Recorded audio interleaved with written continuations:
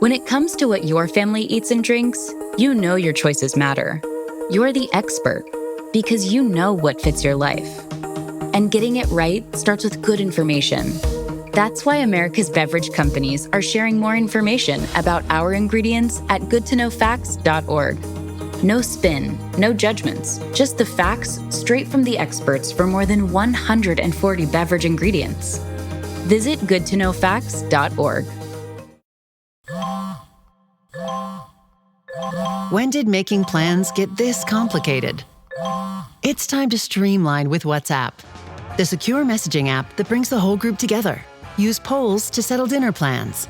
Send event invites and pin messages so no one forgets Mom's 60th. And never miss a meme or milestone. All protected with end-to-end encryption.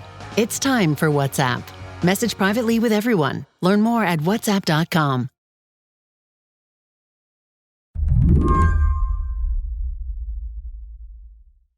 So Dr. Hill, can I start off by asking you about your lab coat? Yeah, absolutely. Which one? The white one or the tie-dye?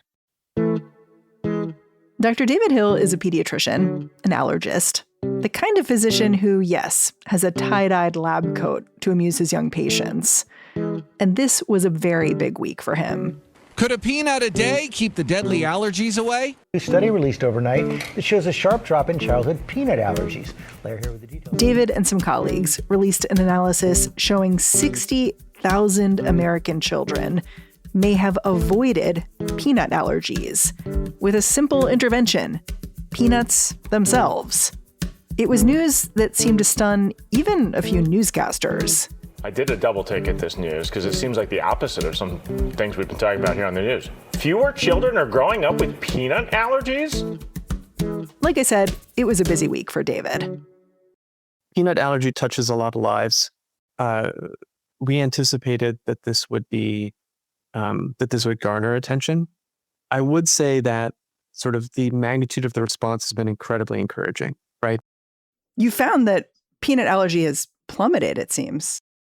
That's a word that's been used. The reason I'm here talking to you today, right? The reason that I've been speaking with reporters for the last 48 hours is I want to get the word out because I want parents and pediatricians to know that we're starting to see indications that things are moving in the right direction.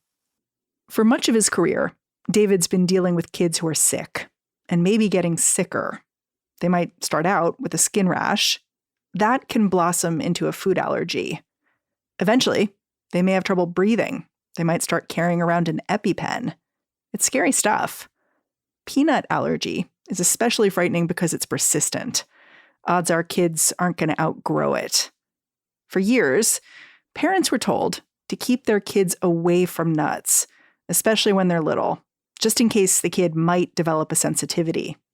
But in the past few years, some parents have been encouraged to do the opposite, to give their little 6-month-old babies teaspoons of peanut butter or milk. And David's study shows that when that happened, fewer kids got sick, which is great news, but it doesn't do much for the patients he's been seeing for years. So if I think about my older kids, my older patients with peanut allergy, these are often teenagers, people in their 20s. These are folks who, unfortunately, that allergy is locked in. What they're dealing with is just living with it. Take this one patient of David's. She's in her 20s now.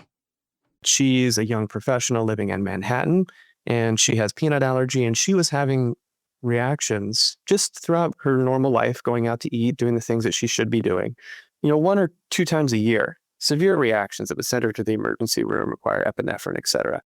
I wonder if a patient like that looks at the research you've just done and they kind of feel a little sad. Like, is all this, did I not have to go through this? I imagine so. I think it cannot be understated. And it's very difficult to communicate the extent to which food allergy impacts patients and families' lives. Can you imagine if every time you ate, you were worried if what you were going to eat was going to harm you? Like that's incredible, right? It's hard to fathom. Today on the show, a breakthrough about allergies raises a question. Why did it take so long to figure this out? I'm Mary Harris. You're listening to What Next? Stick around.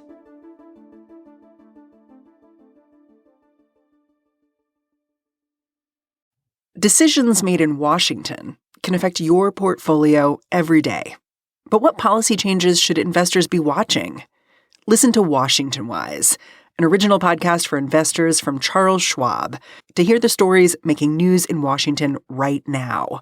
Host Mike Townsend, Charles Schwab's managing director for legislative and regulatory affairs, takes a nonpartisan look at the stories that matter most to investors, including policy initiatives for retirement savings, taxes and trade, inflation concerns, the Federal Reserve, and how regulatory developments can affect companies, sectors, and even the entire market. Mike and his guests offer their perspective on how policy changes could affect what you do with your portfolio. Download the latest episode and follow at schwab.com/WashingtonWise, or wherever you listen. This podcast is brought to you by Progressive Insurance. Do you ever think about switching insurance companies to see if you could save some cash? Progressive makes it easy. Just drop in some details about yourself and see if you're eligible to save money when you bundle your home and auto policies. This process only takes minutes, and it could mean hundreds more in your pocket. Visit Progressive.com after this episode to see if you could save. Progressive Casualty Insurance Company and Affiliates. Potential savings will vary. Not available in all states. So, David, I'm in my 40s. I got a kid in elementary school, kid in high school, and I feel a little bit like I grew up and watched my kids come of age in the era of allergies. Am I right about that? Is that perception true? You know, I've been in this field now for about 20 years. And I've started just about every talk I've ever given on allergy generally by saying something along the lines of allergy rates are higher than they've ever been. We're in the midst of an epidemic, a pandemic, et cetera, et cetera. So you're saying allergy rates are higher than they've ever been? Yeah, historically, that's still the case. You know, if you look at the graphs of asthma, food allergy, you know, they've been increasing for decades. Do we know why? I think we understand some of the causes now. Yes. So, of course, I think for food allergy, food allergen avoidance was part of it. So in 2000, there was a recommendation, and it was well-intentioned, and it basically said that we should avoid introducing peanuts in children to avoid allergic reactions, right? I wish there was a little caveat there at the end of that recommendation that said something along the lines of, until we better understand the cause of food allergy, because what happened in the period immediately after that was there was a flood of literature showing that, well, two things. One is that eczema, the inflammatory skin condition, was a huge risk factor for development of food allergy. The second observation was that the gut immune system is poised to be accepting of things that it encounters and to not see them as foreign, to actually teach the immune system that they're safe. So something that you might react to on the skin, if it gets into your intestine, the intestine can process it and kind of tell the rest of the body, hey guys, it's cool. This peanut, we're good with it. Very well said. That's exactly right. I want to talk about something about these recommendations, because as you said, I think it was around 2000, the recommendations come out to, limit how much allergen you're exposing, say, a baby to. There was one researcher, this British researcher, Gideon Lack, who basically saw this and from the beginning was like, hey guys, I don't think we have enough evidence for this. Can you tell me about that moment? Yeah, so Gideon, Dr. Lack is, in my opinion, truly a hero in allergy. He was sort of an early person to voice concern about this idea of limiting allergen exposure. And it very much was driven by this data, that showed that if the immune system recognized food for the first time in the gut, that it was more likely to decide that food was safe. And then subsequently, Gideon and a sort of team of physicians and scientists put together what's called the LEAP study, or Learning from Early Introduction of Peanut study. And that was really a seminal paper. It was published in 2015, but it was performed sort of in the years preceding. And what Dr. Lack and his team did is they took a group of kids, I think it was 600 kids, who were at risk for developing peanut allergy. And they randomized those kids to one of two groups. And the two groups were either normal introduction practices, so what we would now consider delayed introduction, or early introduction. And what they found was that the early introduction group did not develop as much peanut allergy.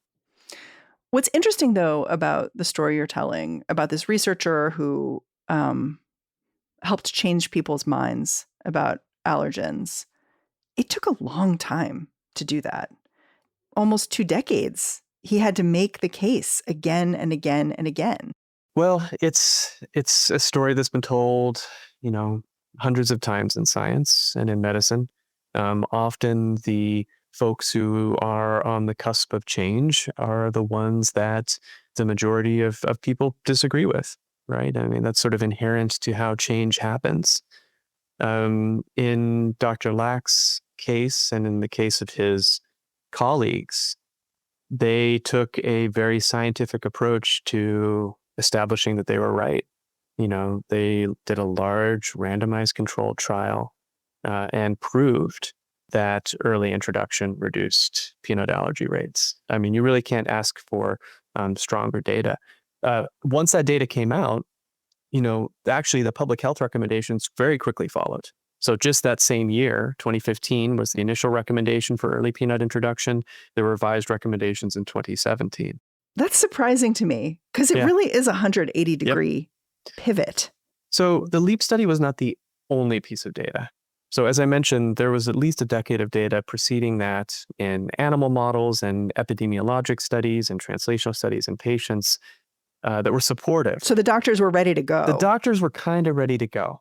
And that's where I'm saying when I started my training, we were already sort of, aware of this literature and being taught, sort of that intuitively it makes sense, that we should be introducing the immune system via the gut, to these food allergens. And so it was almost like we needed that randomized control trial to just say, yes, definitively this works. And I would say my experience, through the American Academy of Allergy and the AAP is that a lot of the experts were sort of ready for that. They were ready for that data. But if I was a parent of a kid with food allergies, like maybe my kid is like 6 or something when this study comes out, they have a really severe peanut allergy, I might be peeved. I'd be like, hold it. I was doing everything right. I was keeping stuff from my kids. And now you're telling me what I did at your direction may have caused this? Yeah. So, and I understand that. Yeah, I really do. Did you hear that from patients? I've not heard that directly. I've heard it indirectly, meaning I can hear it in their voices, right? I've received text messages from families I know saying, gosh, this is great. I'm so excited that this intervention works. I wish it was available to me, when it was relevant to me. I'll also say, and this is important to note, that there are other factors that are associated with food allergy risk. So, for example, antibiotic exposure increases the risk of developing food allergies. Cesarean section increases the risk of developing food allergies as well as other allergies. Obviously, that's outside of anyone's control. So I want to make sure that it's known that there are going to be kids that continue to develop food allergies in spite of early food introduction. It's not a 100% silver bullet cure. And so I don't think I can say to any family, the reason that your child developed peanut allergy is because, they, initially avoided peanut. That's not possible. What I am hopeful for is that more and more families and pediatricians are going to be inclined to encourage early allergen introduction, that we'll continue to see rates of food allergy go down in this country. And then we haven't forgotten about those people who do have food allergy, and that, my lab, we're actually making a very conscious shift now to really focusing on food allergy cures. I'm hearing from people, I think we're hearing this, sort of broadly on, a national conversation that treatments are great, but where are the cures, right? Show me the cures. After the break, why the Great Peanut Redemption Tour succeeded, and why for a lot of parents, it all still feels complicated.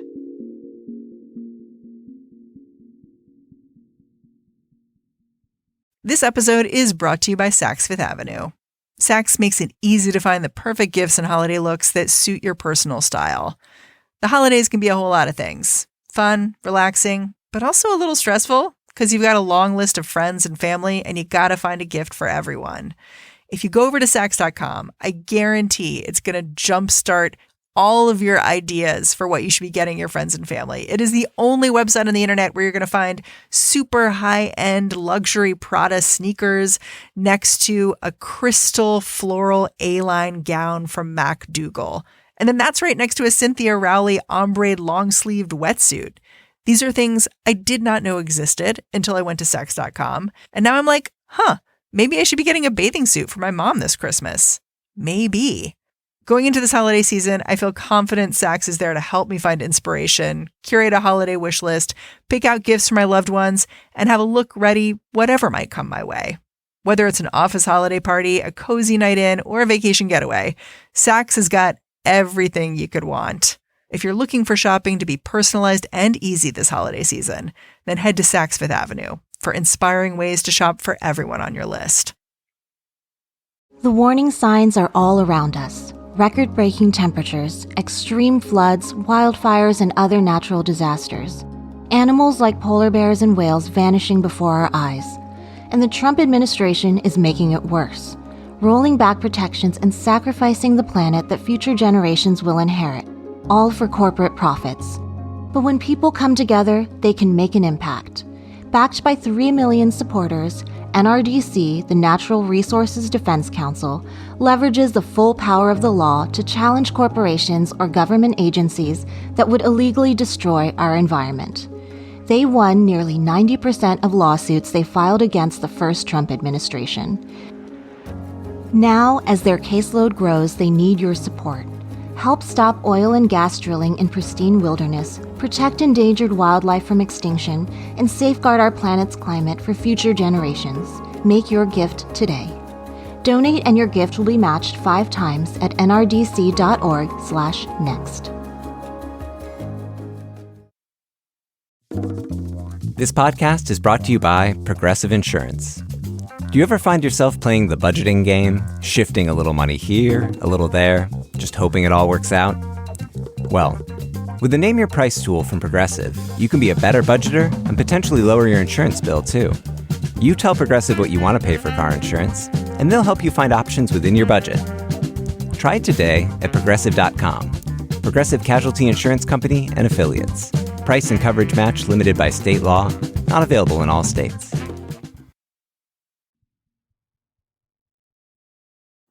So fast forward to today. This week, Dr. Hill's office released a study that basically asked, did this change in guidelines work? They looked at the health records of 120,000 kids across different states, records for kids from before the changed rules, and records for kids from after the new guidelines took effect. And what we found was that the rates of peanut allergy development was significantly lower, as was the sort of rates of all food allergy. So this is really the first evidence on a large scale in a real world study that these landmark guidelines in food allergy are having the intended effect. These new recommendations to expose kids to peanuts, to eggs, to milk early and often, they went into effect 10 years ago.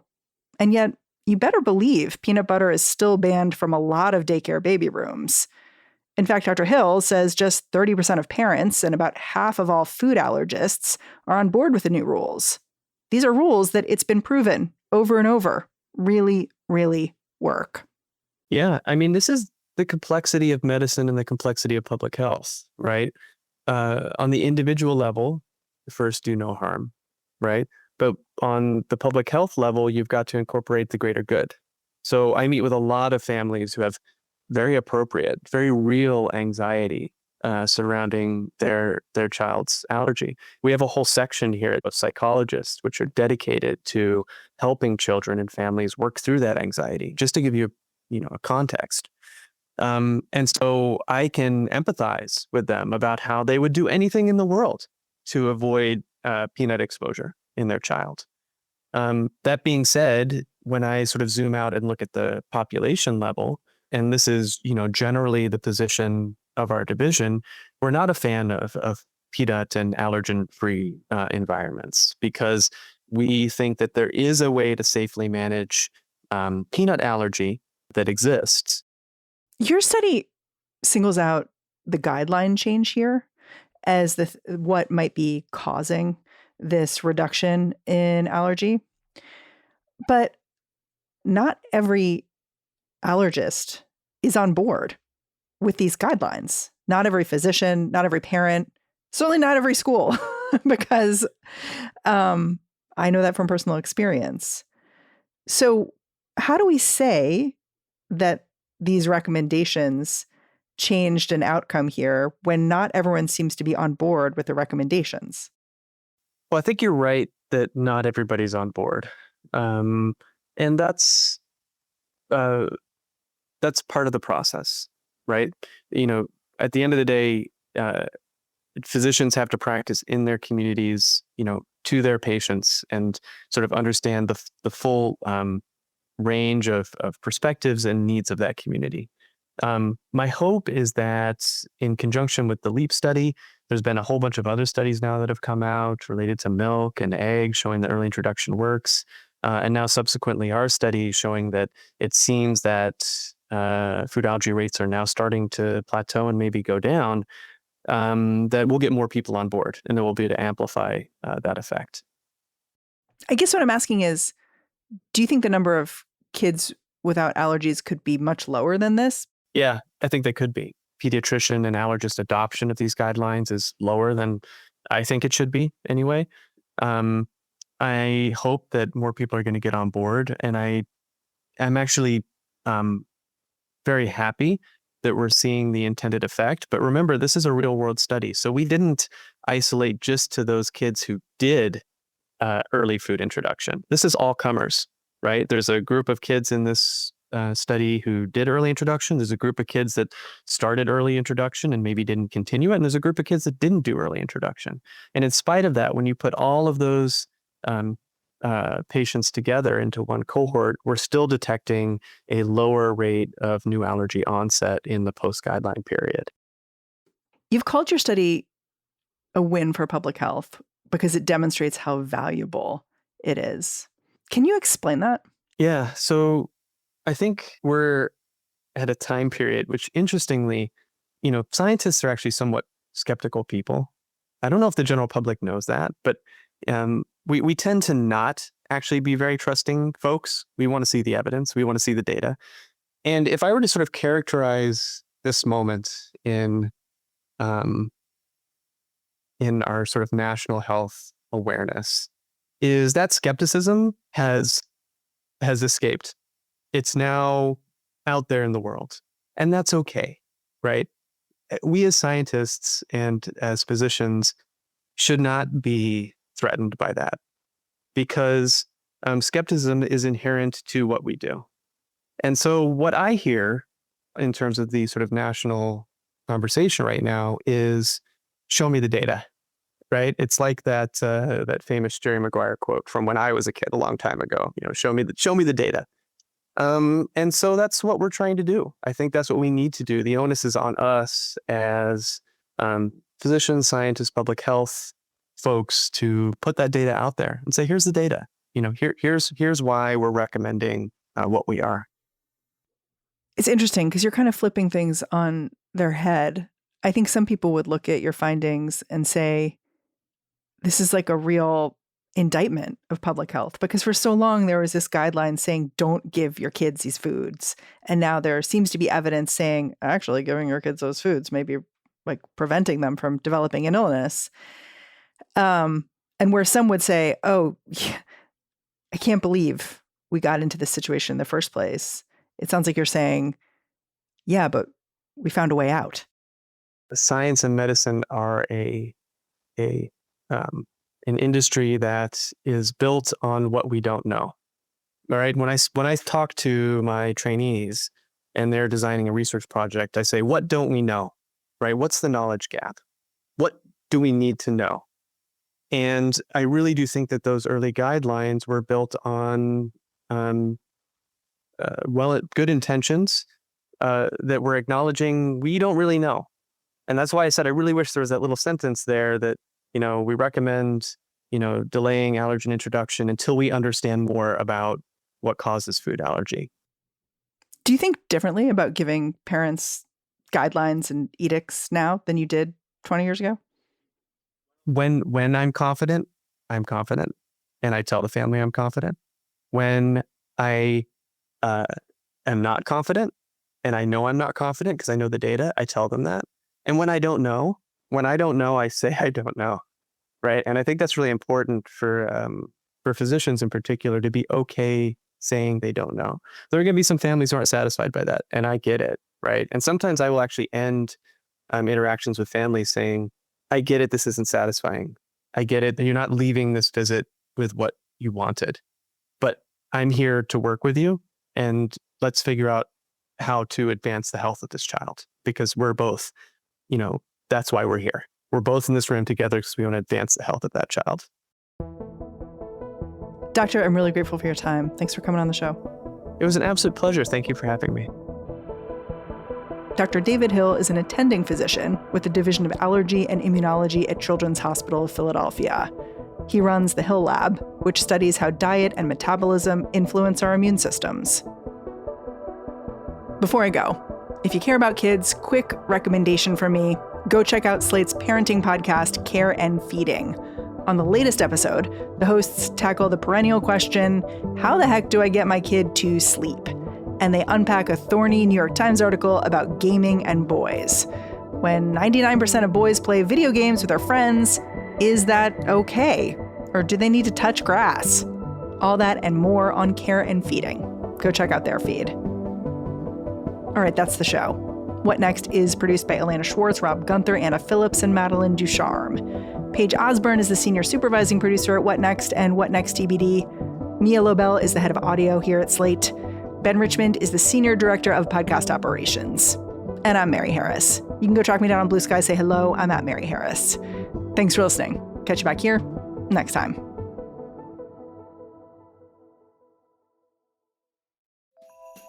What are your holiday traditions? Putting up a minimum of 6 trees? Decorating every room with a different theme? Whatever it is, here's one way to make those traditions extra special.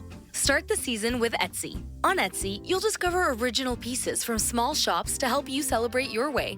Shop Etsy for holiday decor that makes you feel seen. Special starts on Etsy. Tap the banner to shop now. Rinse takes your laundry and hand-delivers it to your door, expertly cleaned and folded, so you could take the time once spent folding and sorting and waiting to finally pursue a whole new version of you.